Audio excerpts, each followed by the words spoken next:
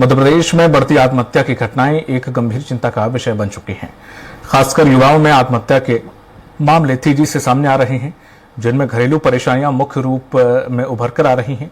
हाल ही के समय में कई विवाहित पुरुषों की आत्महत्या करने की खबरें सामने आई हैं। इस बात का संकेत है मानसिक और भावनात्मक दबाव सिर्फ महिलाओं तक सीमित नहीं है, पुरुष भी इसके शिकार हैं।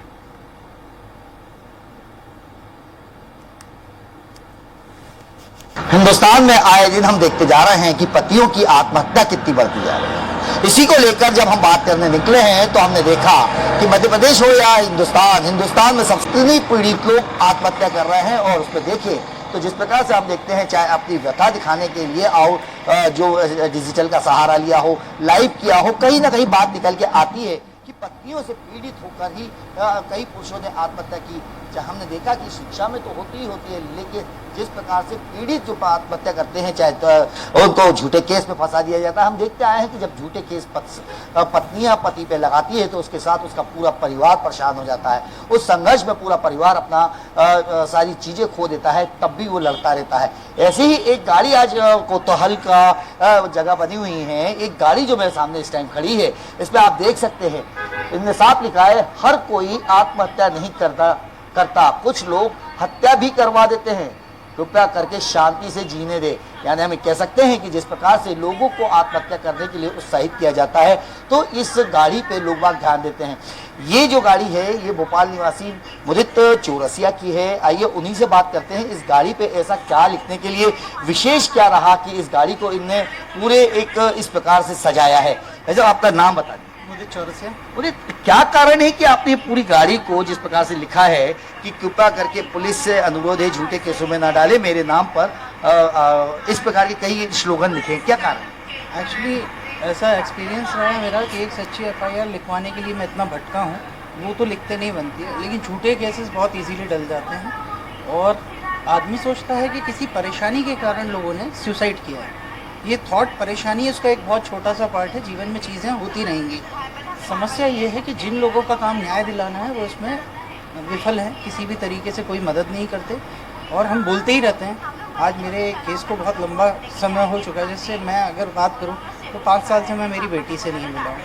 5 साल एक बहुत लंबा वक्त होता है, आप अपने बच्चे के बिना रहोगे। मैं एक छोटा सा न्यूज़पेपर भी पढ़ता हूँ, उसमें मैं पढ़ता हूँ कि इसके साथ में बच्ची के साथ में बलात्कार हो गया, कहीं कुछ हो गया। मैं एक पिता हूँ, मैं अगर मेरी बेटी के बारे में ये नहीं जानता वो कहाँ रहती है। एक मिनट रोकना चाहूंगा, अगर आप देखें तो कहीं ना कहीं मुदित ने ये चीज भी लिखी है कि बलात्कार करने वालों के लिए मोमबत्ती जलाना एवं वी वांट जस्टिस बोर्ड लेकर चलना बंद कर दो, मेरा खर्च उठाओ, कचरा साफ कर दूंगा।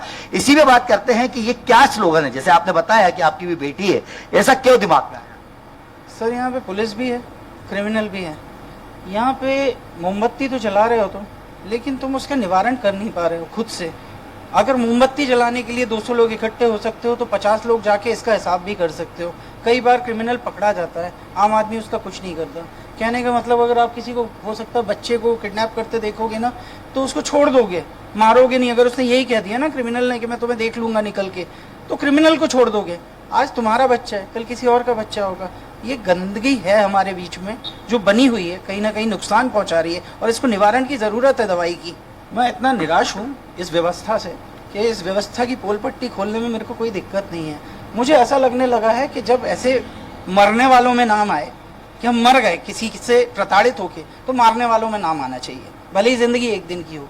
हम अच्छा जीवन जीने की कल्पना कर रहे हैं, वो जीवन तो हमें मिल नहीं रहा है। हम अपने भविष्य को निर्धारण नहीं कर पा रहे हैं। ये हमारा अभी जो चल रहा है पल, उसको बर्बाद करे चले जा रहे हैं। आज किसके पास समय है? मैं आधे टाइम न्यूज़ पढ़ता हूँ, किसी को हार्ट अटैक आ गया, कोई ऐसे मर गया, कोई वैसे मर गया। क्या किया उसने अपने जीवन के अंदर? मेरे मन में तो एक भी विचार आया और मैंने मेरी गाड़ी पे लिखा।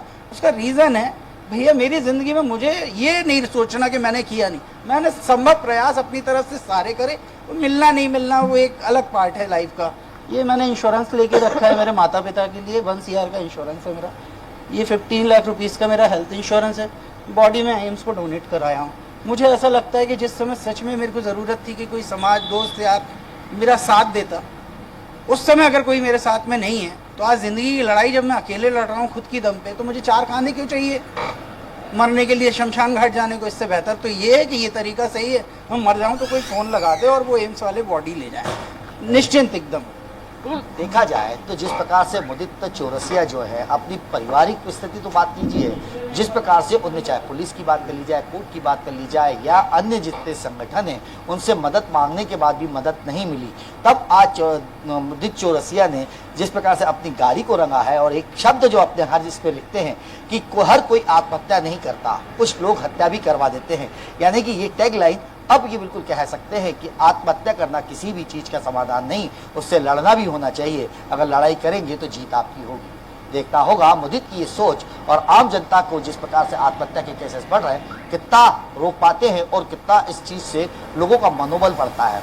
देखना हो जब अगर मुदित कह रहे हैं कि अगर मैं इंसान जागेगा तो जरूर इस देश में युवाओं के लिए और जिस प्रकार से झूठे केस दर्ज किए जा रहे हैं उसमें कहीं ना कहीं कमी आएगी और इस प्रकार की आत्महत्याओं से भी बचा जा सकता है। कैमरा पर्सन रोहित के साथ संजय डोंगरदीवा, भोपाल।